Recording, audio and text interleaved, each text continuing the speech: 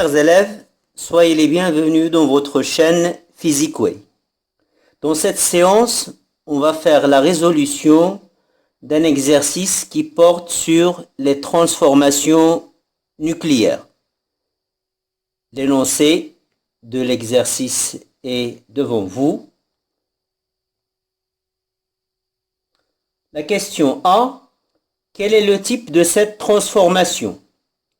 Eh bien, si on regarde l'équation de la transformation, on constate qu'il s'agit de l'union d'un noyau d'hydrogène 3 avec un noyau d'hydrogène 2 pour donner un noyau d'hélium 4.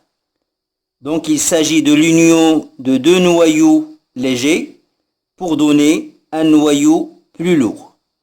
Et ce genre de transformation, on l'appelle fusion nucléaire. Donc c'est une fusion nucléaire.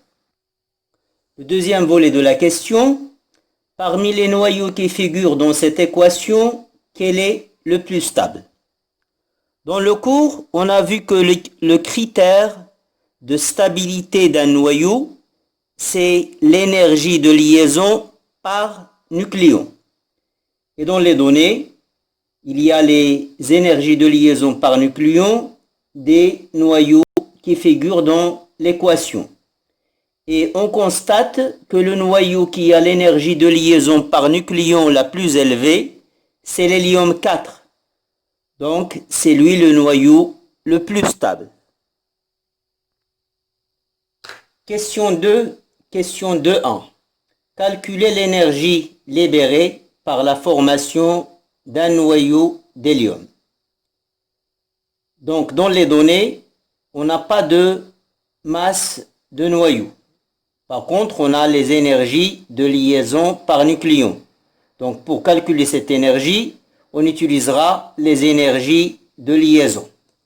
L'énergie libérée, je vais l'appeler E libérée, c'est la valeur absolue de delta E. Delta E, c'est l'énergie associée à cette réaction. Or, delta E, c'est la différence entre les sommes des énergies de liaison des produits et des réactifs. Donc, c'est la valeur absolue de l'énergie de liaison, la somme des énergies de liaison des réactifs. Donc, il y a l'hydrogène 3 plus l'énergie de liaison de l'hydrogène 2 moins l'énergie de liaison de l'hélium 4. Bien sûr, là, on a un neutron. Un neutron, c'est un nucléon. Il n'a pas d'énergie de liaison. Or, dans les données, ce que j'ai, c'est les énergies de liaison par nucléon. Or, l'énergie de liaison par nucléon d'un noyau X à Z, elle est égale à quoi? Elle est égale à l'énergie de liaison de ce noyau divisé par le nombre de nucléons, A. Donc, l'énergie de liaison du noyau X à Z, c'est A fois l'énergie de liaison par nucléon du même noyau. Donc, je vais remplacer les énergies de liaison par leurs expressions en fonction des énergies de liaison par nucléon. Donc, j'aurai E libéré, c'est la valeur absolue de, donc là, A c'est 3, donc c'est 3 fois l'énergie de liaison par nucléon, plus là, A c'est 2,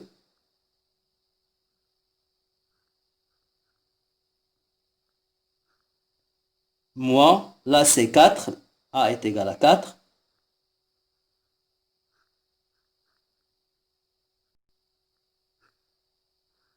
et je passe à l'application numérique. Donc l'énergie libérée, c'est 17,57 méga-électronvolts.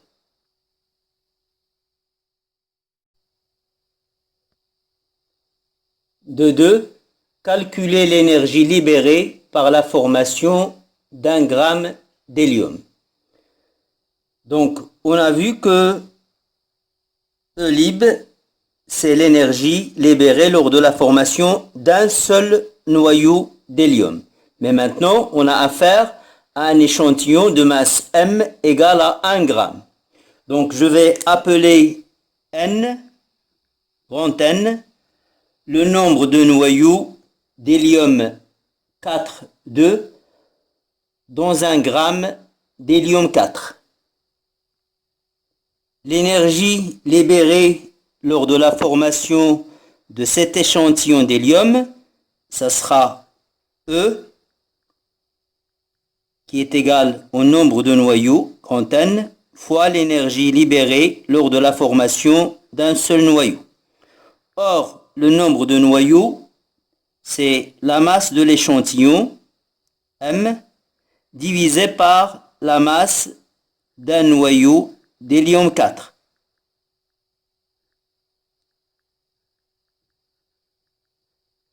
Donc l'expression finale de E, c'est M sur la masse du noyau d'hélium fois l'énergie libérée. On a toutes les données, on passe à l'application numérique. Dans l'application numérique, 1 gramme, je dois le convertir en kilogramme, ça donne 10 à la puissance moins 3. Et la masse du noyau d'hélium, elle est donnée en unité de masse atomique, U, je la convertis en kilogrammes.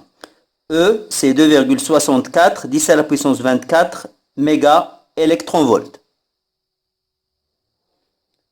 Le deuxième volet de la question, calculer la masse de pétrole libérant par combustion la même énergie. Et la donnée qu'on a, c'est le pouvoir calorifique du pétrole. C'est 42 mégajoules par kilogramme. Ça veut dire que la combustion d'un kilogramme de pétrole libère une énergie égale à 42 mégajoules.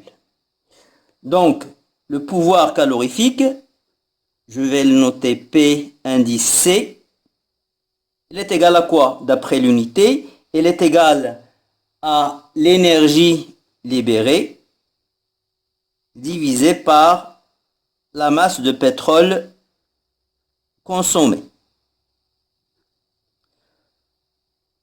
Je cherche la masse de pétrole. Donc la masse de pétrole consommée, ça sera E sur le pouvoir calorifique.